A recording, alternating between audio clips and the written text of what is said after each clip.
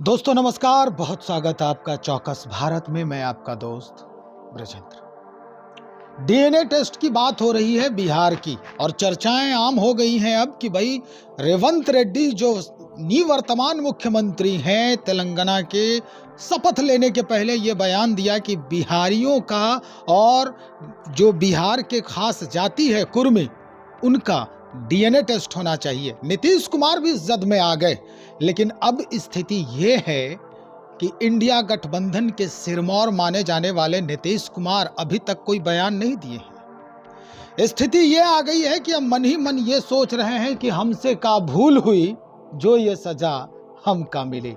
चलिए, इस बाबत हम कांग्रेस के युवा ब्रिगेड के सेवा दल के जो हैं अध्यक्ष हैं, प्रदेश अध्यक्ष हैं आदित्य पासवान जी, इन्हीं से बातचीत करते हैं। नीतीश कुमार अब पेशोपेश में हैं। अब एक ही गाना उनको याद आ रहा है कि हमसे का भूल हो गई जो ये सजा हमको मिली।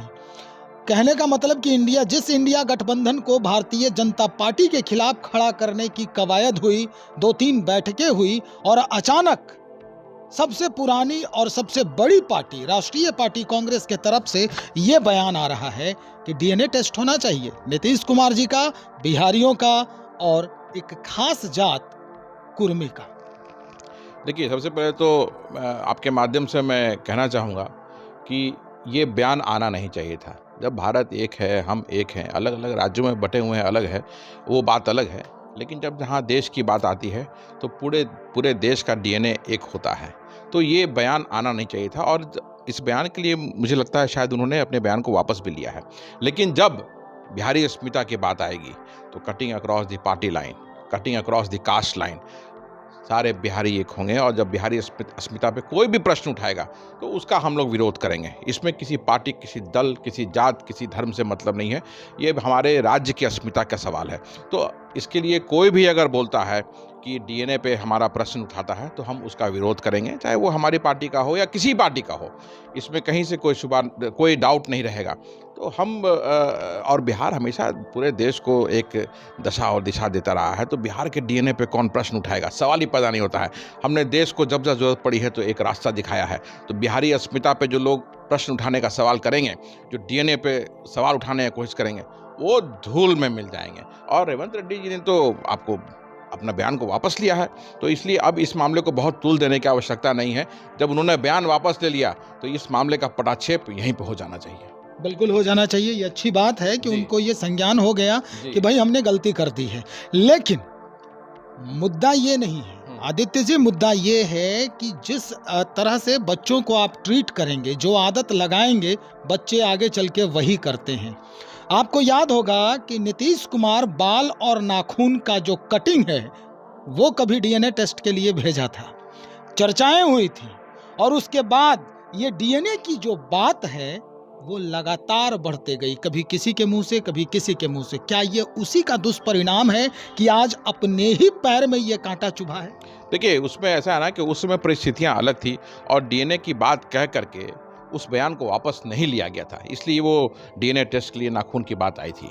यहाँ पे है क्या है कि जो रेवंत रेड्डी मुख्यमंत्री बने हैं तेलंगाना के, उन्होंने अपने बयान को वापस ले लिया है। इसलिए मैं कह रहा हूँ कि जब उन्होंने अपने बयान को वापस ले लिया तो इसका पटाक्षेप हो जाना चाहिए। जब पहले पूर्व में जो बिहारी डीएनए की बात की गई थी, माननीय मुख्यमंत्री बिहार से नीतीश कुमार के डीएनए की बात की गई थी, तो वो बयान वापस नहीं हुआ था। आज ये बयान वापस हो गया है, और ये सुखद है, सभी के लिए सुखद है। इसलिए इस मामले को यहीं पे पटाक्षेप हो जाना चाहिए और इस मामले को आगे तूल नहीं देना चाहिए, क्योंकि हमारा गठबंधन जो है ये हमारा अटूट है। चलिए, बयान आया, उसकी हम लोग भर्त्सना करते हैं, क्योंकि यहाँ बिहारी अस्मिता की बात है, यहाँ दल की बात नहीं है, बिहार की अस्मिता की बात है। तो जब बिहार की अस्मिता की बात आएगी तो पूरा बिहार एक होगा। अस्मिता की तो बात है, लेकिन एक सवाल और, मतलब आखिरी में हम एक सवाल ये कह रहे हैं कि कहीं ना कहीं कांग्रेस के मन में ये बात जो है वो घर कर गई है कि बिहारी, या नीतीश कुमार को अगर सीधे कहें, बिहारी को रिप्रेजेंट करने वाले देश में नीतीश कुमार हैं, तो कहीं ना कहीं ये कांग्रेस के लिए भारी पड़ रहे हैं, जिसके वजह से अंदर ही अंदर इस तरह की बातें घर कर रही, और यह पूर्वाग्रह का ही असर है कि इस तरह के बयान बाहर निकलते हैं। नहीं, ऐसा ऐसा कोई बात भी नहीं है। ये हम लोग सबको एक तरह से देखते हैं और सब लोग हमारे लिए एक समान हैं, चाहे वो नीतीश जी हों, चाहे वो लालू जी हों, चाहे हमारे और गठबंधन के साथी हों। तो ये आप पत्रकारों लोग का तरीका होता है कि इस तरह से तोड़-मोड़ के चीज़ों को पेश किया जाए। इसमें तो आपको भी बुरा लगने की आवश्यकता नहीं है। ये ऐसी कोई बात नहीं है। गठबंधन में हम सभी को एक समान लेके चलते हैं और ये यही सच्चाई भी यही है। तो इसको तोड़-मोड़ को पेश नहीं किया जाए और जब गठबंधन होता है 5 अलग-अलग दल जैसे 5 उँगलियाँ हैं तो थोड़ा बहुत आगे-पीछे चलता है। वो कोई उसके लिए कन्फ्यूज़न करने की बात नहीं है। हम एक हैं और मजबूती से एक हैं और अटूट होके आगे बढ़ रहे हैं। चलिए, बहुत शुक्रिया जानकारी देने के लिए। आदित्य पासवान हमारे साथ बने हुए हैं, कांग्रेस के युवा लीडर हैं। स्पष्ट कर दिया इन्होंने कि अगर रेवंत रेड्डी ने अपनी बात के लिए जो कहा है, अगर क्षमा मांग लिया है, सॉरी कह दिया है, तो इस बात को यहीं दबा देने की जरूरत है। लेकिन धुआं उठ रहा है तो कहीं ना कहीं आग तो लग ही चुकी है। और ये आग किस तरह की लगी है, लोकसभा चुनाव और सीट बंटवारे को लेकर जो बैठक हो रही थी, जिसे रोक दिया गया और अब 17 दिसंबर की तिथि को तय किया गया है, उस समय ये जरूर स्पष्ट होगा कि ये किस तरह की आग लगाई गई थी, जिसके बाद डीएनए टेस्ट की बात सामने आ गई। चलिए, इंतजार करेंगे, तब तक बने रहे हमारे साथ। बहुत शुक्रिया।